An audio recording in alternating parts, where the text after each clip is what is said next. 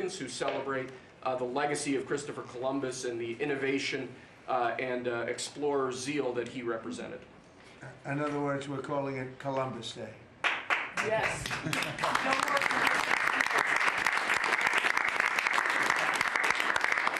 That was the press that broke out in applause.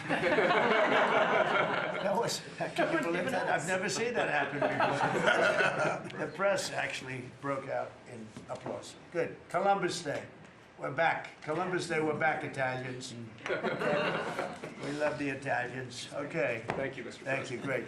Thank you very much. Have a good one, sir. So we covered Scandinavia and Italy. Not bad. Now for the rest of the world. So I want to thank everybody for being here. As you know, last night we reached a momentous breakthrough in the Middle East, something that people said was never going to be done.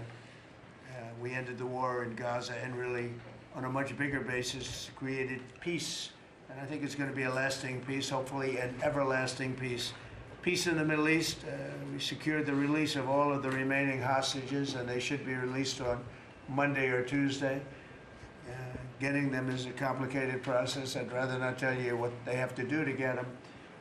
There are places you don't want to be, but we are getting the hostages back on Tuesday, Monday or Tuesday, and that'll be a day of joy. I'm going to try and make a trip over. We're going to try and get over there, and we're working on the timing, the exact timing. We're going to go to Egypt, where we'll have a signing, an additional signing. We've already had a signing representing me, but we're going to have an official signing.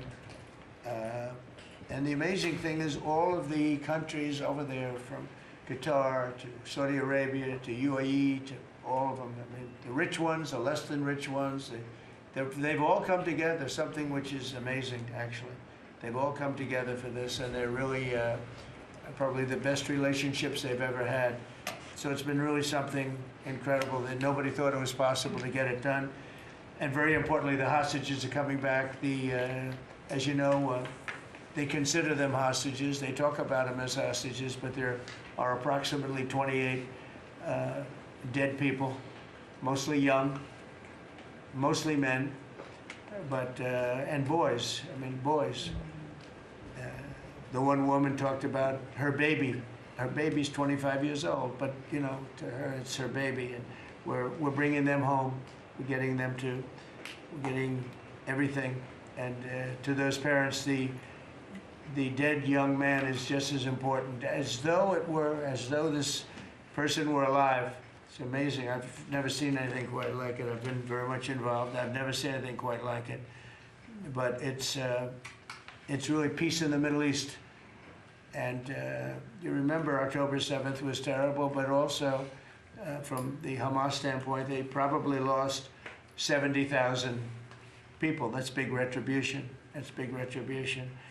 But at some point, that whole thing has to stop, and we're going to see to it. Gaza is going to be slowly redone. You have tremendous wealth in that part of the world by certain countries, and just a small part of that, what they make will do wonders for Gaza. And I think you're going to see some tremendous countries stepping up and putting up a lot of money and taking care of things. But there's tremendous spirit like I haven't seen, and even the news. I won't call it fake news for this purpose, because they really were very fair today, I must tell you, in all cases. But they covered it very well. They covered it very fairly. Everybody loves it. Everybody. People that were never giving us a fair shake, frankly, they can't even believe it. They're so they're amazed by it. A lot of people are. But it was just everything came together. I think the attack was very important on Iran, because let's say that didn't happen, they'd probably by now have a nuclear weapon. Numerous nuclear weapons, and therefore, even if we signed a deal, there'd be a big, dark cloud over it, and it wouldn't be the same thing. So Iran's different, but Iran wants to work on peace now. They've informed us, and they've acknowledged that they are totally in favor of this deal. They think it's a great thing, so we appreciate that, and we'll work with Iran. As you know, we have major sanctions on Iran and lots of other things. We would like to see them be able to rebuild their country too, but they can't have a nuclear weapon.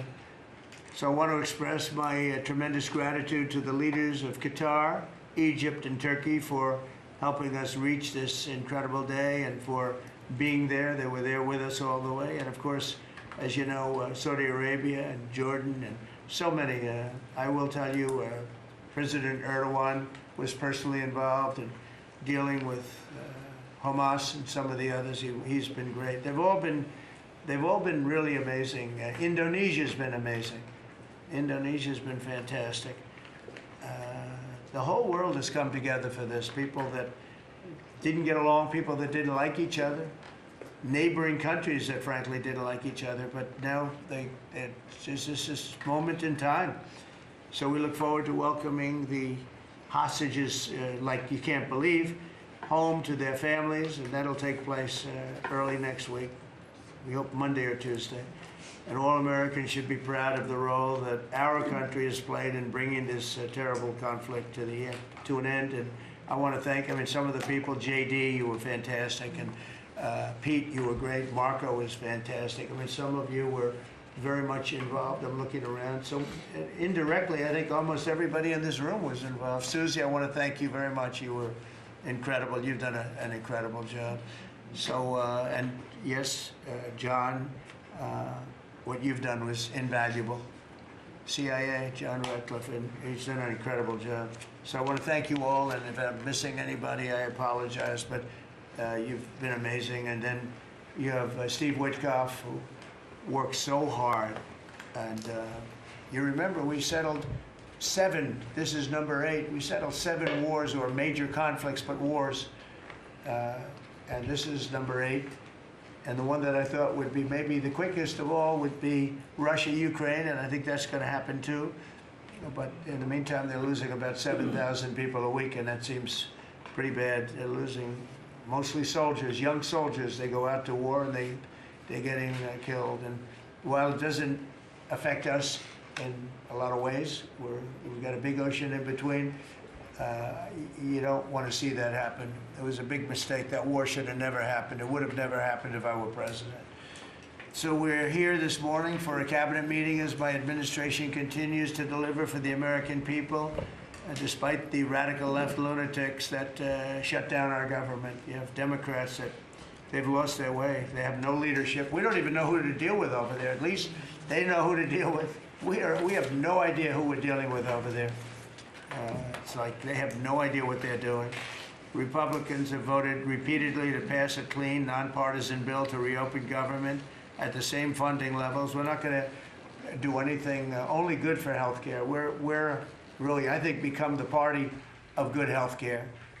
And they keep using health care as a cudgel. They want to try and get everyone thinking about health care. We're the ones that are saving health care.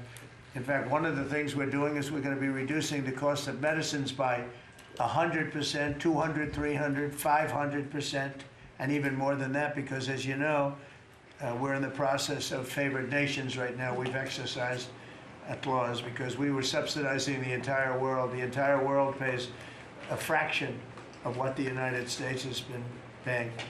And we've already, numerous Pfizer and other companies have already signed, and other countries are a bigger problem because they've been getting a subsidized rate.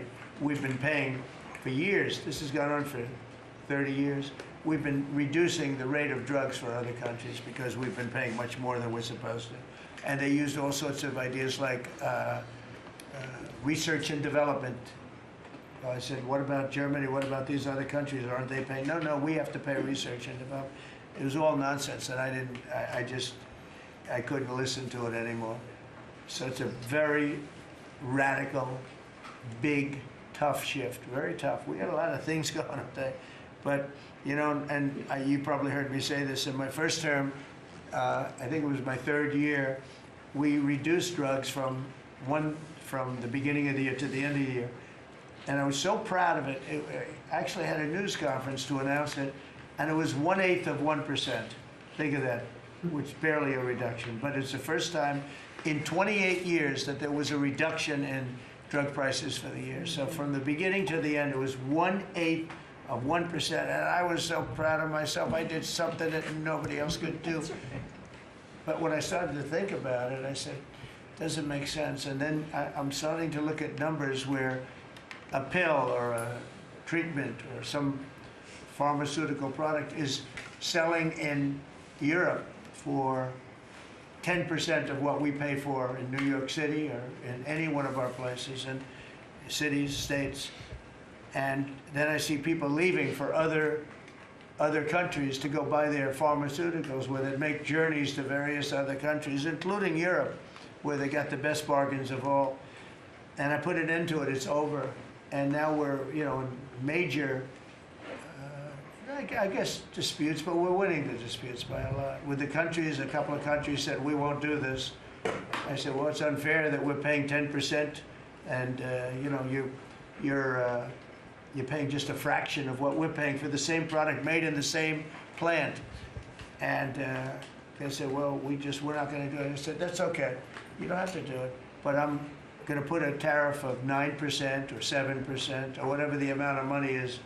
And I'm going to put a tariff on your country for the amount of money that you're taking advantage of us for. No, you can't. I said, yeah, I can do that. I'm going to do that. And they would immediately agree. And it'd make the tariff substantially more than the number we're talking about. And they would immediately agree. So we have the consent, I think, Bobby, of every country, essentially. They know that if they don't do it, we're going to put a tariff on for double the price, and then they're going to do it. So we never had that before. You never had anybody in here that knew what the hell they were doing, I'll be honest. It really it makes me angry. Because for years and years, and this started many years ago, and basically we subsidize the world. So this is going to have a huge positive impact on Medicare, Medicaid, even Social Security. But anything where there's pharmaceuticals, drugs involved, it's going to have a tremendous impact. So we're going to get drug reductions of 100%. I told you 1/8 of 1% that I was proud of myself. Now you're going to get 100%, 150%, 200, 300, 400, 500%.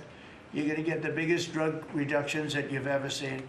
And they're already, I guess they're starting to kick in, but we've made deals with numerous companies and we're going for the full bore. We want whatever the price is. So that would mean that the world price, because the world is bigger than the United States, a lot more people, but the world price will go up a little bit and our price will come down a lot. So if a pill sells for $10 in London and $100 here, the pill will go to $20 in London and $20 for us. It's pretty simple. And that is a number that nobody can even fathom. It's a little like tariffs. Nobody knew how big they were. Nobody knew until they started seeing the trillions of dollars that have come in. I don't know why they didn't understand it. It's something they should have understood. We were taken advantage of for years with tariffs, and now, I don't want to say we're taking advantage, but we've become a very strong country because of the money that's coming in. Republicans have voted repeatedly to pass a clean, nonpartisan bill to reopen our government, and remember, at the same funding levels both parties have supported in the past. So the radical Democrats have chosen to put the economy of our country. We have the best economy we've ever had. We had the best economy in my first term, but we have an economy that's blowing it away, and we have the Democrats that are trying to obstruct. They don't want to have a good economy. I don't think they want to have a good country. That's why they try and stop our law enforcement from doing what we did in Washington, D.C. Washington, D.C., we have a great, safe, beautiful capital right now. Beautiful. It's so safe. You can walk down the street. Numerous people standing before me were mugged. And you're not going to get mugged anymore. We have a safe capital, one of the safest. We took it from one of the most unsafe places to one of the most safe places in the country. And we also beautified it, and we're in the process of doing even more so. So we're very proud of our capital. Again, we were embarrassed by our capital. A lot of people being killed. They'd come from Iowa, Indiana, Florida. They'd come up, and they end up getting shot. They're not getting shot. We moved out 1,700 people approximately, right?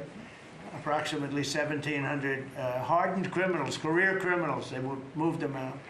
So Chuck Schumer and Hakeem Jeffries and the congressional Democrats are holding the entire federal government hostage. I will tell you, a lot of Democrats want to get this thing open too. They do. They're calling us and they just want to get it open. And all we're doing is saying, just play the same thing until we get it straight.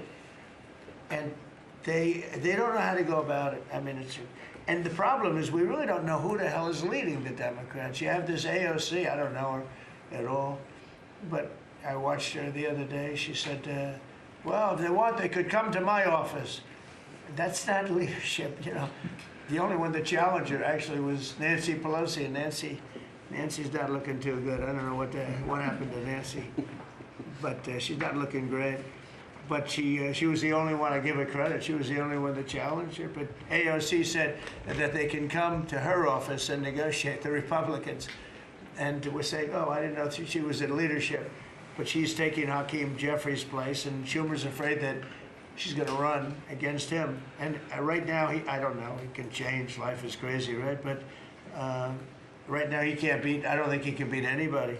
So he'll lose in a primary. I would say he'll retire before he loses in a primary. So I think Schumer's going to retire because he can't beat anybody. His polls are so bad. Meanwhile, the Democrat shutdown is causing pain and suffering for hardworking Americans, including our military, our air traffic controllers, and impoverished mothers, people with young children, people that have to live not the greatest of lives.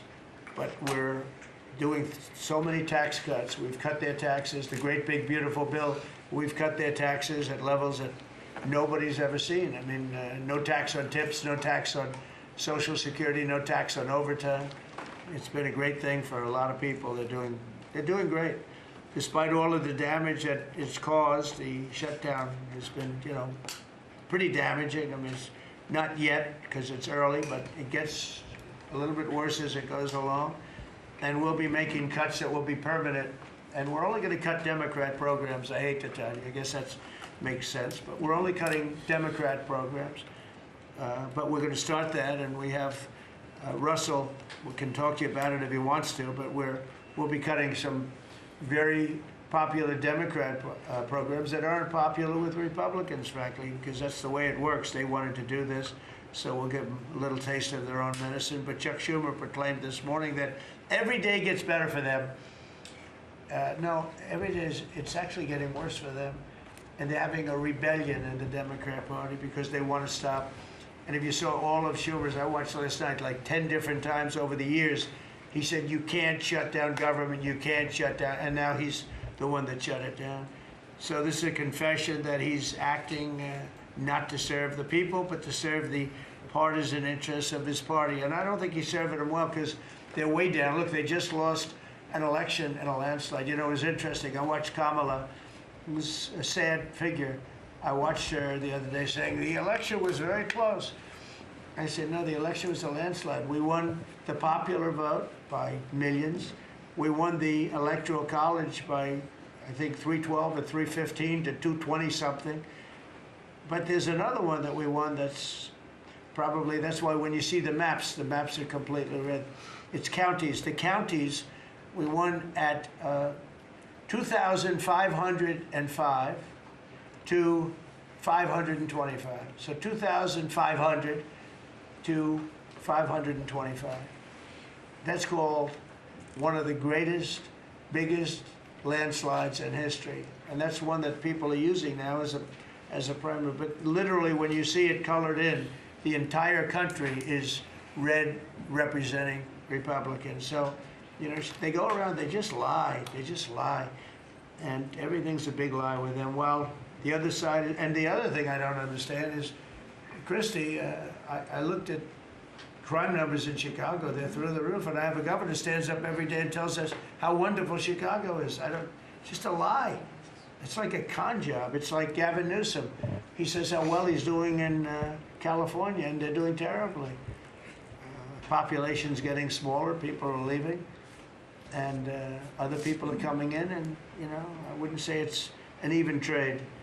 While the other side is focused on playing games, the Trump administration is focused on creating jobs, bringing down prices, and we've really brought them down a lot. That's the other thing. We're bringing down prices a lot. We're bringing down grocery prices, but the big thing is energy. When you bring down energy, everything comes down. And the energy prices are way down. I see we're down to about $61 now a barrel. And what gasoline's going to be, I think gasoline's going to be below $2 at some point in the pretty near future. It's very low, much lower than it was under Sleepy Joe.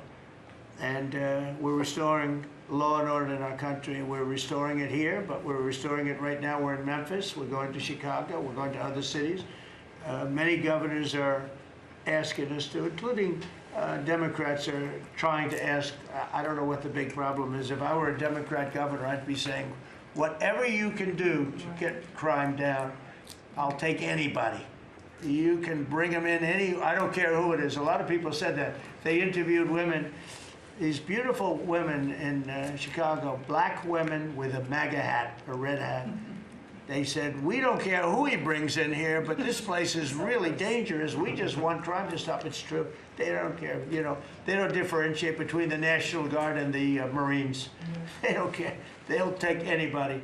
And that's the way it is. I mean, they want what we did in D.C., they want to happen to them. And it's happening in Memphis already. I see in less than a week, the numbers are really good. And it'll be great, and we'll fix that. We'll go to various other places, and we're going to be stopping crime in our cities, and that's a great thing, and we won't get credit for it, but it's a great thing. We've launched a historic campaign to take back our nation from the gangs and the street criminals, violent repeat offenders, illegal alien lawbreakers, domestic extremists, and savage, bloodthirsty cartels. And very little, by the way, is coming in by water, in case you haven't known. The drugs aren't coming in by water. In fact, we can't even find any boats in the water anymore. We had boats, we were like a subway train loaded up with drugs. Every single boat that you see getting taken out kills 25,000 Americans. Think of that, because it's pretty tough stuff, but it kills 25,000 Americans. So when you hear that, it's no longer tough. But here in Washington, we've deployed federal law enforcement and National Guard to restore public safety, and we're working to replicate that in numerous places all over the country. And we have a very powerful military. We have a very powerful National Guard. I want to thank the governor of Texas, who has been, as usual, great. Governor Abbott, he gave us 400 troops without even a question. And we have other governors likewise doing what has to be done, because they know we have to confront crime. We're directly confronting the sinister threat of left-wing domestic terrorism and violence, including the terrorist group Antifa. You saw that yesterday. We had a news conference. Antifa's out of control in Portland and other places, but mostly Portland in the case of Antifa. And we had people that were really badly affected by them. It was terrible. So one of those things, but we're knocking the hell out of them. And we're looking for the people that are funding them, and those people are going to be just as guilty as the people that smack people over the head with a baseball bat. And I'd like now to ask Attorney General Bondi and Secretary Noem to discuss this a little bit and tell where we are. And then we'll go around the room. We'll go quickly. We're going to go quickly if we can, because we have a lot of things to do, including I won't be spending that much time here because I'll be leaving fairly soon for the Middle East. And I'm very honored to be involved with that, I'll tell you. It's a great thing for our country. People are so happy about it. I've never experienced anything quite like it. I've never seen such universal praise for being able to do something. No, it's something that nobody thought was possible, and we're going to end up having peace in the Middle East. Who would have thought? So, Pam, could you start, and then Christy, please. Sure, President Trump, and despite the Democrat shutdown of our government, our law enforcement officers are out there working without paychecks, round the clock, to keep and make America safe. Secretary Hegseth and I were recently in Memphis. We had 1,100 law enforcement officers in one room with us. The Memphis PD, they were the happiest to see us, don't you think, Secretary Hegseth, of anyone. We had ATF, DEA, FBI, U.S. Marshals. I'm not sure if our park police were there. We had Treasury, Secretary Bessent, and of course we had Secretary Noem's Homeland Security, all working together with the Guard. They were so happy to have us there. We've been making arrests left and right. So far we made 562 arrests. and seized 144 illegal guns just in the short time we've been in Memphis. And many of these people are career criminals. And when you take them out of a place, your crime rate just goes down. These people commit crimes every single day. They're sick. And we're taking them out. In some cases, we're bringing them back to their countries where Biden allowed with the stupid open borders that we had in our country to come in. But they're being brought back to other places or they're being put in jail, but they're career criminals. President Trump, last night alone, we made 91 arrests, 19 firearms off the streets, and one was a warrant for a homicide, and 4 sex offenders who had active warrants. One was a sex offender on a child. Everything we did in Memphis was worth it, in my opinion, for that one arrest. Think about that. We got a child rapist off the streets, but yet we've made 562 arrests and still going strong in Memphis. Just what we did in DC. But it's because it's all of us. It's a team working for you to make America safe all together, round the clock. Thank you very much. Thank you, Pam. Thank You're doing you, a great President job. Trump. And it's amazing that we're not getting cooperation from Democrats. It's like, it's a new issue. You know, we have all the old issues of the wall and the border and all of the things, men playing in women's sports who they still want that, transgender for everybody. All these issues are so crazy, but we have a new one. It's called crime. We stop crime and they allow crime.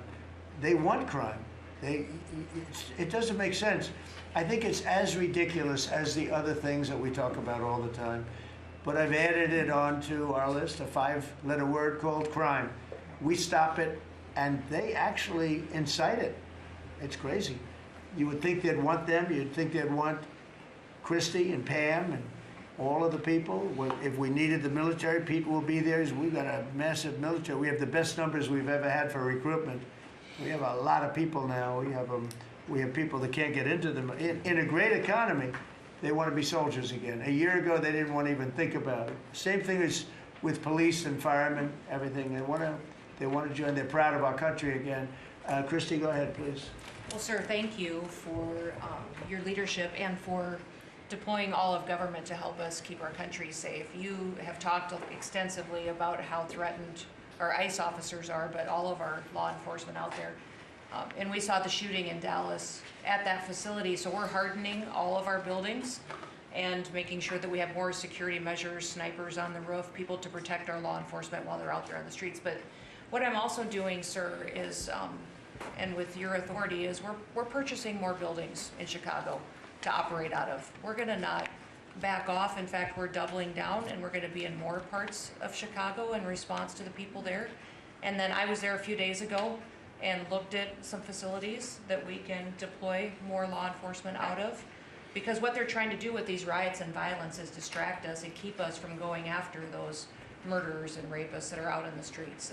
And then I was in Portland, went out and back on Tuesday, and met with the governor, met with the mayor, met with the chief of police and the superintendent of the highway patrol. They are all lying and disingenuous and dishonest people. Because as soon as you leave the room, then they make the exact opposite response. So we're looking at new facilities to purchase. They're in Portland too, and we're gonna double down. And I told them if they didn't meet our demands for safety and security on the streets and work with us, then we were going to bring in more federal law enforcement. So I wanna thank Pete and the Department of War for all their help. They've been fantastic, but while we fight litigation and work with Pam on that, we're gonna send more of our resources and men and women out there to keep everybody safe. So no worries. What we see in DC and what we see in Memphis for benefits for people in the safety and security, we'll see that in Chicago and And Portland. the numbers in Memphis, it's only a week, but the numbers have been amazing, I understand. That's exactly right. The They've crime been numbers are way down. fantastic, and it shows what a partnership can be between local law enforcement and the federal government. And if we have to do it the hard way in Portland and Chicago, we will. All right. But the people That's demand fine. And the President safety. Trump, my lawyers are in court right now as we speak for you, arguing in Chicago and Portland to keep them safe, to bring in the Guard. The government doesn't want it there, but we do. We're going to keep their citizens safe, thanks to The you. people want it. I don't understand the politics of it. I don't understand why a Pritzker is trying to protect people that are They're more really scared bad. of, they're more scared of the anarchists that are on the street and the politics of it than they are of of doing the right thing. I think they're afraid. Yeah, I yeah, think they're they're scared. threatened. They don't tell us, but I think Pritzker's threatened by people. 'Cause there's no other reason that this could be possible, that they don't want to have a safe Chicago. And we can solve the problem very quickly. And we're doing that anyway, regardless of if he doesn't want it or if he does want it, we're doing it anyway. So make sure. I asked the mayor that himself. He said that Portland was perfectly safe, a beautiful city, no problems. And I said, well, why did you clear the streets for me today then and build out a 4-block radius to make sure I could get in and out of here? And these people on the street screaming death to ICE. There's graffiti that says Molotovs melt ice.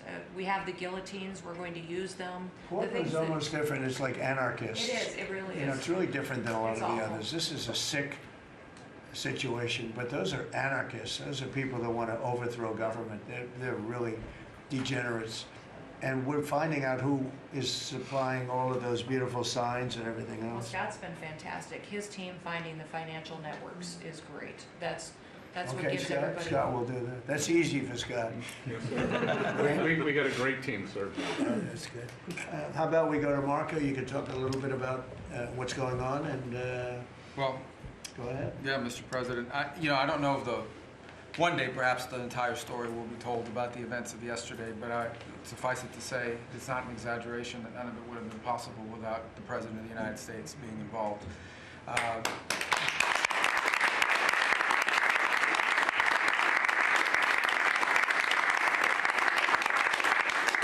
It really began with your trip to the Middle East, where these relationships were forged with partners in the region, personal relationships, close relationships that created the foundation where all this was possible. Where I think this really took a turn. Remember, a month ago, no one thought this was possible. Where it really took a turn about a month ago, less than a couple weeks ago, is when we were at the United Nations, and you convened a historic meeting, not simply of Arab countries, but of Muslim-majority countries from around the world, including Indonesia was there, Pakistan was there, and created this coalition behind this plan. Then on that following Monday, you met with the Prime Minister of Israel here, and that plan was presented. And then, of course, our great negotiating team followed up on it. In the interim, again, perhaps the stories will be told, perhaps they will never be told. The President had some extraordinary phone calls and meetings that required a high degree of intensity and commitment, and made this happen. And I think what's important to understand is that yesterday what happened was really a human story. There's a geopolitical aspect to it, there's no doubt about it. It creates the conditions for Gaza to one day be a normal place again and people to have a better life and Israelis to be safe. But yesterday was a human story. And because of the work you put in, and honestly, not only is there no other leader in the world that could have put this together, Mr. President, but frankly, I don't know of any American president in the modern era that could have made this possible because of the actions you have taken unrelated to this and because of who you are and what you've done and how you're viewed. And this weekend, because of that, at some point very soon, we are going to see 20 living human beings emerge from the darkness into the light for the first time in 2 years. And that is because not only were you used the credibility and the power and the prestige of this office and the relationships you created, and you committed yourself to making it happen. And I think it will go down as a historic moment in the history of our country, and something our country should be very proud of, that we have a president that's committed to not just peace, but to the human aspect of reuniting these families. My last point on this is just a couple days ago, Secretary Lutnick hosted us all, many of us, at the Kennedy Center. And we have these families, we've interacted with them for so many years, for 2 years now. And the stories are heartbreaking, both whose families are alive and those who are deceased as well, who want their relatives back so that they can complete the process of grieving. And we had all hoped that perhaps that was the day that we would have an announcement for them on the anniversary of the 7th, but I know you were able to speak to some of those families last night. And I just hope the whole nation understands how incredibly proud they should be of their president and of their country for the role that they've played. And I don't want to let this moment pass, Mr. President, without also noting the incredible work of Steve Witkoff and Jared Kushner. Yeah. They're an incredible team working together, facing some substantial impediments to even being there this weekend and doing it. Let me just leave it at that. And they've done a great job on your behalf, Mr. President. They deserve a tremendous amount of credit. But thank you for what you've done for the world. For the world. Thank you very much, Rose. I appreciate it. I think because we have a very busy day with all that's going on, what we'll do is maybe just A few of you raise your hand if you'd like to say something don't talk too long, Doug. He's doing such a great job. So good that he could talk all day. That's the problem, right? But go ahead. And what we'll do is just take a few hands, and then we'll go back to getting peace done. Okay? We'll go a little bit quicker. We'll take a few questions from the press. Go ahead, please. President Trump, I just want to double down on what Marco was sharing. It's such a remarkable accomplishment. Agree that no other president could have done this, but what set the groundwork for you able to do that? When you took office on January 20th, you made a 180-degree turn in our military strength with Pete's leadership. You were the master class in peace through strength. So militarily, we've completely turned around. We've demonstrated that through execution against Iran and others, that we have force. We want to end wars, but we'll use power if we have to. And then secondarily, peace through strength is also the prosperity, having the strongest economy and being willing to wield the power of a tariff in addition to the military power to reorder the globe. Those two things that you're standing on, both economic power and military power, allowed these negotiations to go forward. And I think as you've described the importance of these economic negotiations and all the trade deals, but that also begins with another 180-degree turn, and that was the 180-degree turn on energy. You have used energy diplomacy to bring prosperity to the American people, and you've used it to bring peace abroad. The combination of those three things have been remarkable, and now we're seeing the remarkable result. And we got one more that I know you want to end with Russia and Ukraine. Energy is going to play a key role in that, and now with this historic agreement, we're in a position working with the Middle East to also end the Russian-Ukraine conflict. So again, congratulations. Thank you very much, Doug. I appreciate it. Maybe I'll go to you for a second. You can just cap out what he said about the military, how well we're doing, and how big it is, and how strong it is. Mr. President, you're exactly right. At the War Department, you don't get peace without strength. And our job is to be the strength part of the equation and deliver that when necessary, as you demonstrated with your Order of Midnight Hammer, and the entire world saw. And I just want to echo what Marco said. It is a personal honor to be able to witness the way you lead and negotiate. I wish people had a full understanding of what that looks like, that historic nature. A lot of us vets, the Vice President, Tulsi, Lee, Doug, probably after decades of war and the chaos that was unleashed through reckless and foolish American policies, never thought this kind of peace would be possible. Yet, with your strength, with your ability to wield trade negotiations, personal relationships, to open up that opportunity is truly historic on the world stage. And it creates a whole number of other cascading effects. And watching Marco and the Vice President and Steve and Jared, the CIA director, everybody come together to make it happen. You've formed a phenomenal team, Mr. President. And at the War Department, our job is to make sure if and when there's question about American commitment, the whole world knows we've got the biggest, strongest, most lethal, and most ready War Department in the world, which is true, which is why we saw record recruitment in 2025, Mr. President. The first 2 weeks of 2026 already blows that out. FY 2026 already blows it out of the water. In fact, re-enlistment has already met its year-long goal in the Marine Corps in 2026. 2 weeks. Okay. You can't. There's no other way to create that kind of love and enthusiasm than with your leadership, sir. And it is an honor to work with Pam and with Christy and the cities across the country to make sure American citizens and law enforcement are protected with our National Guard. That's a core mission. And last thing, Mr. President, on the southwest border, the first group that rotated in to lock down that border to 0 crossings is now rotating out, and with a new border medal, the Southwest Border Medal, or it's actually called the Mexican Border Medal, revived from 1918, that will be pinning on their chest. So thank you for renaming the department, and we're trying to live up to it every day. Thank you, sir. I mean, think of this. We have record numbers of recruitment. 1 year ago, there were stories, front-page stories, that we couldn't get anybody to join the Army, Navy, Air Force, Marines, Coast Guard. My beautiful, I call it our beautiful Space Force. I love our Space Force. It's turned out to be very important. But we couldn't get anybody to join. Nobody wanted to join, including our police and fire. They didn't want to join anything. Recruitment was embarrassing. We couldn't get anybody. And now we're brimming. Now it's, and they're getting in based on merit now. A soldier's a soldier. They come in now based on merit, not based on woke stuff that anybody can qualify. You have to qualify for jobs. You have to qualify for certain types of jobs. And it's amazing. So we were embarrassed a year ago. Think of it, a little bit more than a year ago.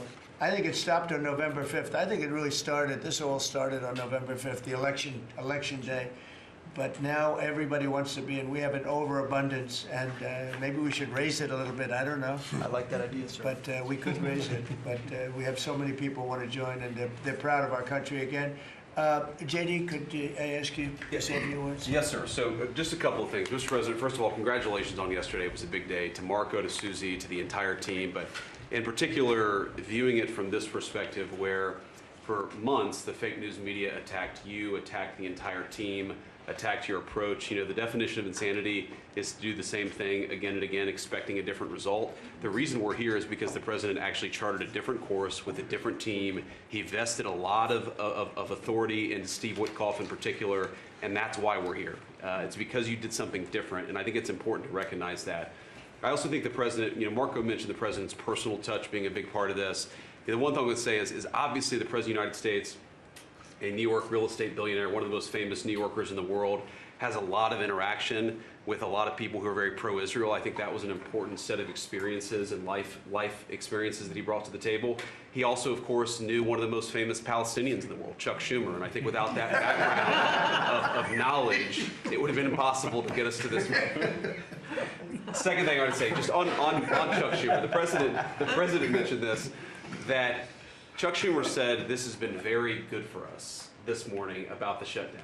One of the things that we talked about before all the media came in, and that all of us are going to work on for the rest of the day, we've been working on for days, is how to make the shutdown as painless as possible on the American people. So while Chuck Schumer brags about this being good, and I think the president is right, it's not good for him politically as much as he might think that it is, it's causing real consequences for the American people. There's a low-income food program, the WIC program, that my mom actually used when I was a baby. That program is about to be underfunded, and it's about to get cut off because Chuck Schumer won't open the government. We have troops. The Secretary of War mentioned how well we're doing on recruitment. We're trying to figure out how to pay our troops because Chuck Schumer is shutting down the U.S. government. There are veterans benefits that are going to suffer. There are Americans that are going to suffer because Chuck Schumer refuses to do his job. So while we're all celebrating this incredible success that we've had on the world stage, the country could be doing so much better if Chuck Schumer did his job and opened the government. Every single Republican, except for Rand Paul, has voted to open the government. A few moderate Democrats, to their credit, have voted with us to open the government. We just need 5 more Democrats to come to their senses and let the people's government serve the American people. I hope that they'll do that. Thank you, sir. Chris, please.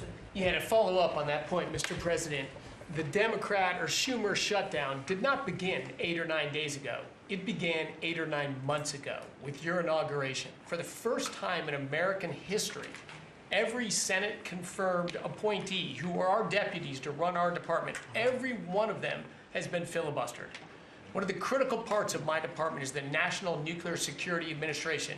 It maintains, manufactures our nuclear weapons and our engines for nuclear submarines and nuclear aircraft carriers. We are a key supplier to Secretary of War Pete Hegseth.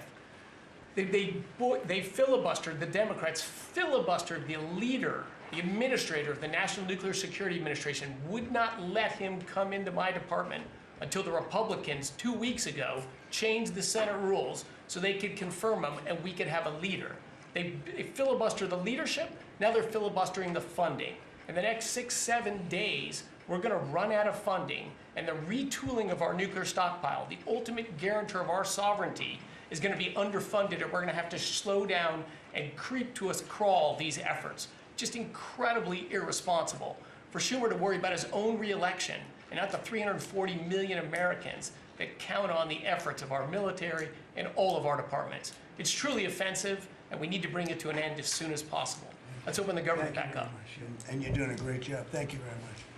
Bobby, did you want to say something? You got a lot of things happening. A lot of things. A lot of very positive things, actually. Mr. President, I'm glad you're getting bipartisan accolades on the Mideast peace agreement. You should also get bipartisan accolades on the MFN agreement. It is a historic agreement. That's going to benefit every hardworking American. It's going to lower the price of drugs for every American. By the time this administration is over, we will have 95% of the drugs in this country will be the lowest price in the world. It immediately begins to affect Medicaid, Medicare, Social Security, the other government programs. I remember when I went through the confirmation process, and the principal preoccupation of the Democrats during that process was whether I would continue the IRA negotiations on drugs. The Democrats negotiated 10 drugs. I'm supposed to negotiate every year 15. The 10 that they negotiated, they claimed to get a 22% reduction, but it was a lie. It was 22% under the list price, which was actually higher than the price we were getting. So Medicaid, Medicare ended up paying more for those drugs than they were paying beforehand. They only got a benefit on one drug. One was tied. 8 of them were lower. So they should be applauding what we're doing now. We're doing something that every administration, Democrat and Republican, has been saying that it was going to do for decades, and you got it done because you understood the power of the tariffs. That we had leverage over these companies.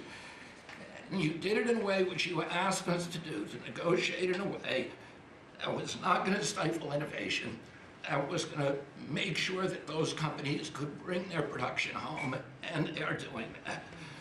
And it was a profound success. It will affect every American for 100 years. And you should be getting bipartisan accolades on that.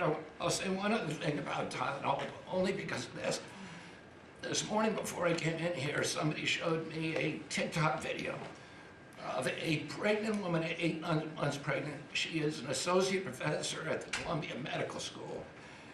And she is saying F Trump and gobbling Tylenol with her baby in her placenta. And the level of Trump derangement syndrome has now left the political landscapes, and it is now in the realm of pathology. And a mother could overwhelm millions of years of maternal instinct to put her baby at risk. And all you have to do is look at the studies which you and I talked about. It's not dispositive that causes autism. It is so suggestive that anybody who takes this stuff during pregnancy, unless they have to, is irresponsible.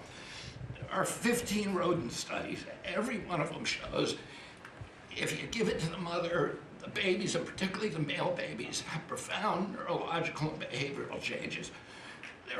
There is a study from Johns Hopkins on cord blood where they divided women into 3 categories: those who had the least acetaminophen in their cord blood, and those who had the most. The ones with the most had 3.6 times the rate of autism in their children.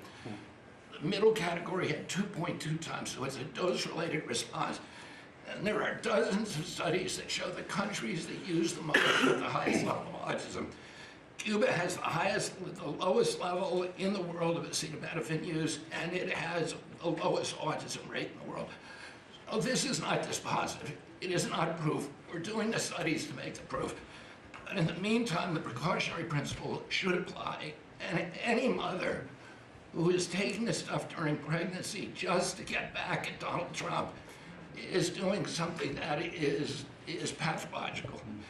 And we're seeing that across the board. I got a lot of other stuff to talk about, but I know we got a short time here. But thank you, Mr. President. You're making our country healthier again. Thank you, Bobby. Could you just say, for the record, state what the autism was, let's say, 20 years ago and what it is today?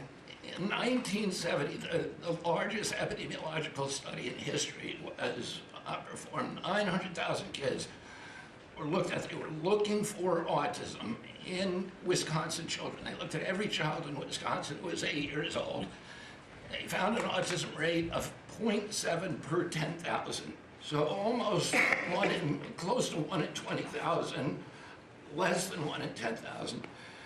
Today, the autism rates are nationally 1 in 31, but it's actually much worse than that because California, which has the best collection system, reports an autism rate of 1 in every 19 children, 1 in every 12.5 boys.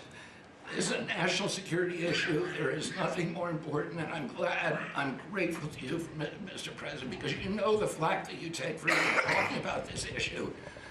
You've shown courage and you've shown leadership, and I can't thank you enough for letting me do this work. Thank you. So think of that, 1 in 20,000, and now it's 1 in 12 for boys, 1 in 18, 19 for girls. So obviously there's something that's artificially, I think, induced, something, whether it's the vaccines in terms of these massive vaccines that are twice the size of a jar like that, of a glass of water like that, I mean, into a baby's body. And I've suggested get them in doses, get them in, maybe 20%, 30%, but smaller, not such a big. I think, that. And we had certain recommendations, the MMR, take them separately. The measles is already separate now, and it works out much better, but there doesn't seem to be any impact if you take it separately. If you take it as a combination, it's not so great. And some other things, but I would say don't take Tylenol if you're pregnant, and when the baby is born, don't give it Tylenol. If you can avoid it at all, just don't give it Tylenol. I'll say this. Really, also. what do you have to lose? You really don't have much to lose. Yeah, go ahead. There's also there's many other confirmation studies. There's 2 studies that show children who are circumcised early have double the rate of autism. It's highly likely because they're given Tylenol. So, none of this is this positive, but all of it is stuff that we should be paying attention to. But, there's a tremendous amount of proof or evidence, I would say, as a non-doctor, but I've studied this a long time ago. I met Bobby in my office 20 years ago. We were talking about the same thing 20 years ago. And I was a real estate developer. It bothered me that it seemed to be getting worse, but it's so bad now when you hear these numbers. It's not even really sustainable. I don't know how people do it, but there is some very strong evidence on Tylenol. In fact, at one point, I guess the company gave a warning. They still don't recommend it during pregnancy. That's the weird thing. They're not recommending it, and that's the company itself. So just don't take it. Don't take it. If you're a woman, don't take it, and don't give it to the baby when the baby's born, and I think that's going to have an impact. But I'd also get the shots in smaller doses. There are a few things, we gave a few things that just seem to be, and I think you'd get that number way back up. Think of it. You have 1 in 20,000, and now it's not even believable when you think that 20,000 drops to 12 children. So that's induced by something that's given or taken, and it should be able to be stopped. And you're talking about the Pennsylvania Dutch, you were talking about the Amish, where they don't take any of this stuff, and they have virtually none, right? They have no autism. So we're doing something very bad. Somebody's been given some bad things. Other countries, by the way, we have, I think, we have 82 vaccines that we give simultaneously. And I'm a vaccine believer, by the way. I believe in the polio vaccine. I believe in a lot of vaccines. But when you give 82 vaccines in a shot to a little baby that hasn't even formed yet, it's a lot of vaccines.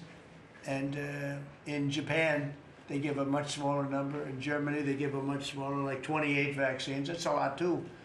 But 28's a lot different than 82. So, but I would say on the Tylenol, don't take it, and that will be. I think it's going to be a big factor. I think it'll be a very good result, and I hope we're going to be able to see that result in the not too distant future. Because certainly, people have heard us loud and clear. That's why I bring it up again. That's why I asked you to talk about it, because this is a horrible thing, and if you don't take it, I mean, you have to tough it through sometimes.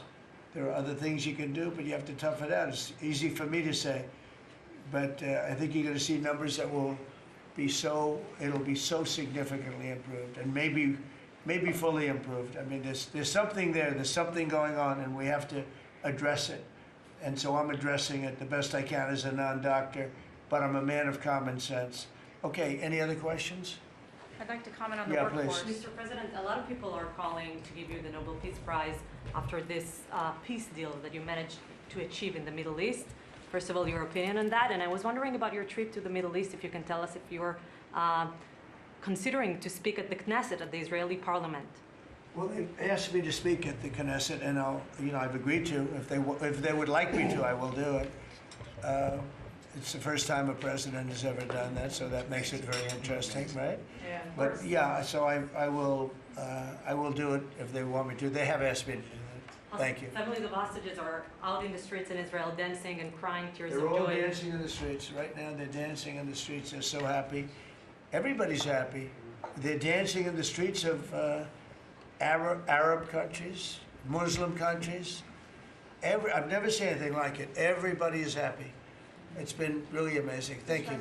President Trump, on the international peacekeeping force that's going to be deployed to Gaza soon, do you expect that Pakistan, Turkey, other countries to contribute forces? Has that become firmed up?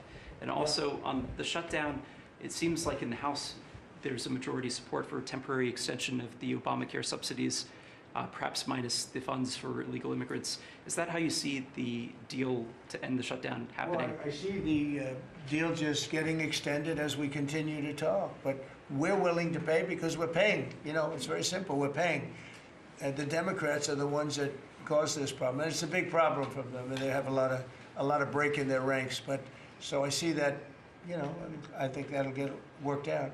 But we want to get back before we do this. We don't want to have a gun held to our head. We don't like that, and the public doesn't like it either.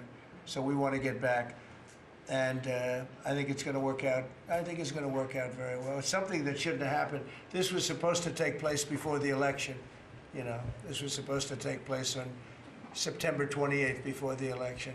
We shouldn't even be talking about this right now. This is actually something that shouldn't have even happened. Yeah, please. Mr. President, looking ahead, what guarantees Hamas disarms and that Israel doesn't resume bombing once the hostages Well, are the first released? thing we're doing is getting our hostages back, okay? And that's what people wanted more than anything else. They wanted these hostages back that have lived in hell like nobody has ever even dreamt possible. And after that, we'll see. But they've agreed to things, and I think it's going to move along pretty well. But what is phase two? When does it I'm not begin? going to talk about that because you sort of know what phase two is, but there will be disarming, there will be pullbacks, there will be a lot of things that are happening. I gave you a whole list of 22 different things that will take place. And I think it'll take place, and I think you're going to end up with peace in the Middle East. But we have to get our hostages back. And we weren't going to do it at the end. We're going to do it at the beginning. We said we want them at the beginning. We're not doing it. We got the hostages back. We did, as a group with Steve and Jared and Marco and me and all of us. We got the hostages back. We got many of them back. Many, unfortunately, were dead. But we got many back that are now living with their families, with their parents in many cases, and with their husbands, families, wives. Many of them, they celebrate all over. They're the ones that are celebrating the loudest. They're all over. There are a lot of them that we got out. But the last 20, and I always said the last ones are going to be the most difficult. But it's been a very big deal getting the hostages out. But the rest is going to take place too. And can you promise Palestinians they will be able to stay? Well, they know exactly what we're doing. We're going to create something where people can live. You can't live right now in Gaza. The place it's a horrible situation. Nobody's ever seen anything like it. So yeah, we're going to create better conditions for people. Yeah, please. Mr. President, excuse me, what kind of security guarantees is the United States going to make for Gaza? Well, we're going to work with very wealthy countries that love people, frankly. I know them very well. They love people, but they love Arab people, and they love Muslims, and they love, I think right now they love everybody, and they're immensely wealthy, and they're going to be involved in putting up money, and for them it's a small amount of money. For somebody else it's a large amount of money, but these are the wealthiest countries in the world, and they'll be very much involved in making it as good as possible. And what's your take now on a two-state solution, sir? Just to follow up on that. What is your view now on a two-state solution for the... I don't have a view. I'm going to go with what they agreed to. Mr. President, given that there are some tough provisions for Israel in this in this agreement. Are you at all concerned that Bibi Netanyahu may not continue in his post? He may be deposed. That Bibi may go a little bit out of whack. That he may no longer be prime minister when this is over. Look, that's politics. It could be. I don't know. I think he's very popular right now. He's much more popular today than he was 5 days ago. I can tell you. Right now, maybe people shouldn't run against him. 5 days ago, it might not have been a bad idea. No, Bibi's become. This has been a very good thing. I don't think he did it for that reason. Okay, but I think just looking as an analyst would look at this, I think Bibi should be very popular right now. Yeah, please.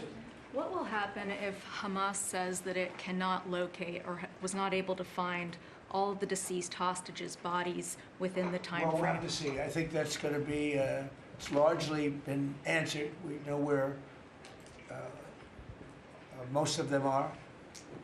Actually, the bodies are a bigger problem because some of the bodies are going to be a little bit hard to find. It's a terrible thing to discuss even, but you understand, we're all people, we're grown-ups, we understand life. Nobody can understand this stuff because this could have taken place, but we have the hostages for the most part, and so I don't think it's going to be overly big. The situation with the bodies, they say 28, some are going to be a little bit hard to find, but we're going to do the best we can. Yeah, please. If they don't find them within the time frame. Please. Thank you, sir. Regarding Jared Kushner's role in the negotiations, can you explain a little bit about why he came on at the last minute? And then in regards to the WIC program that the Vice President mentioned, do you know when the funding that you promised through the tariff revenue will actually go through to communities? Because there's reports that WIC providers are actually starting to close down today. Well, okay, let me just answer the Jared. So Jared's a very smart guy. He did the Abraham Accords. Some people say the Abraham, which I love the way that sounds, but he did the Abraham Accords. It was a great thing. 4 big countries joined.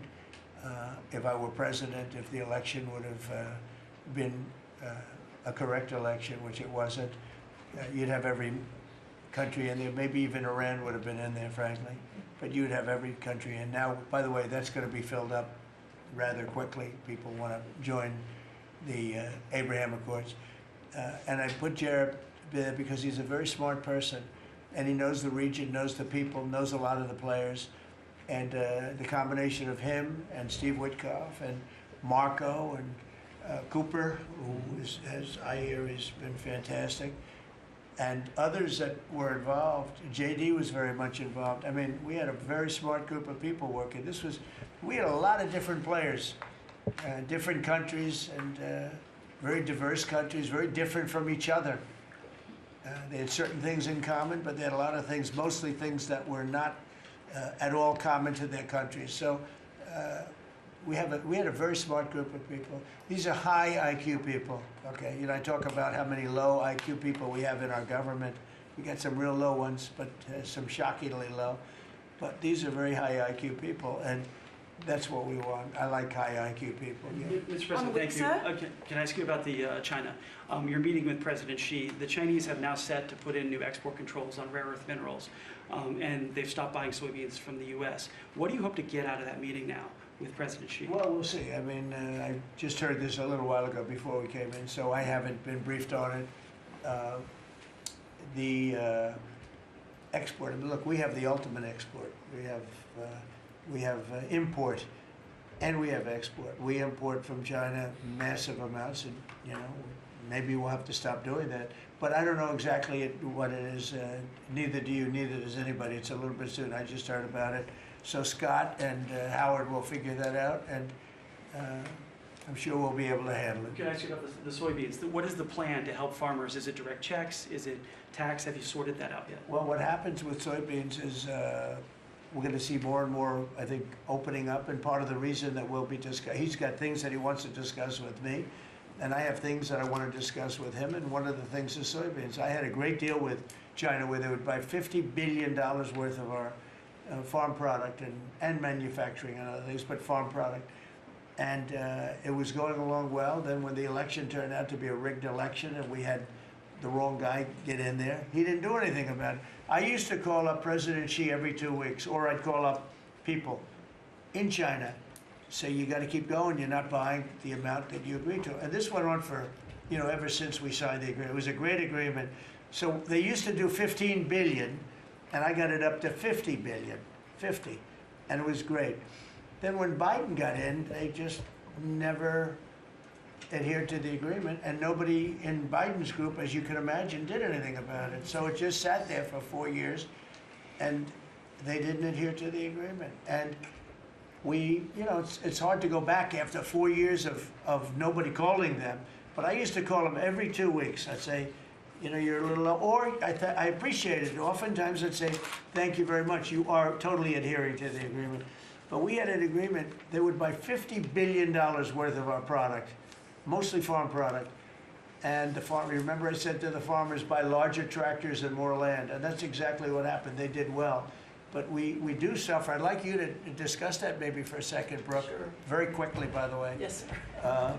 But would you just talk about how Biden let us down? Biden, every single thing, every problem the farmer has is because Biden didn't do anything for 4 years. Go ahead. No, I think that's right. This president has been unequivocal in his support of the farmers. First of all, in term one, we worked on it so hard and opened up markets, but especially this term. But here's what everyone has to understand. The farm economy is in a very uncertain time. But that isn't because of the current trade negotiations, although certainly the China part is part of that. But we inherited a slew of issues. First of all, as the president said, when we left Trump 1, we had an agriculture trade surplus. When we came back for Trump 2, it was a $50 billion ag deficit. That isn't everything, that's just agriculture. The second part is the cost of inputs for our farmers increased on average between 30 and 38%, but that includes fertilizer, it includes fuel, it includes interest rates, it includes labor. All of this came about under Joe Biden, a 47% increase in the cost of labor that now Secretary Chavez-DeRimmer and Noam and I are working on. Fuel is coming down, thank you. Interest rates, thankfully, are coming down. A 73% increase in interest rates for our farmers. They couldn't get loans to make sure that they could move forward. So that's all really, really important. And I think we have to realize what the president's commitment is this, that we're moving into an era of rural prosperity, of a golden age for our farmers in rural America. The trade renegotiations and the trade realignment that Jameson and Scott and Howard have led with the president's leadership is unlike anything that's happened in the history of our country. And those that will benefit the most are the original Americans, our farmers and our ranchers. The president has committed, if we need a bridge, he has talked about that to get us from the Biden years to the new Trump era. That's what we're working on every day. We've got to get the government reopened so that we can move forward on that. And once we do, we'll be able to move out a significant program to help our farmers. Long term, we have to change this hamster wheel of government. We've got to ensure that the farmers have the market to sell, and it's a national security issue and onshoring a lot of the food as well. Okay, So, sir, thank you. Thank you, everybody. I think that's enough. Thank you, press. Thank you, press. Let's go. Thank you. The country is doing very well. Thank you very much, everybody. Thank you, press. Thank you. Thank you. Let's go, press. Thanks, guys. Let's go. Head out, guys. Thank you. Thank you. Right this way. Thanks, guys. Grab the camera. We can come back.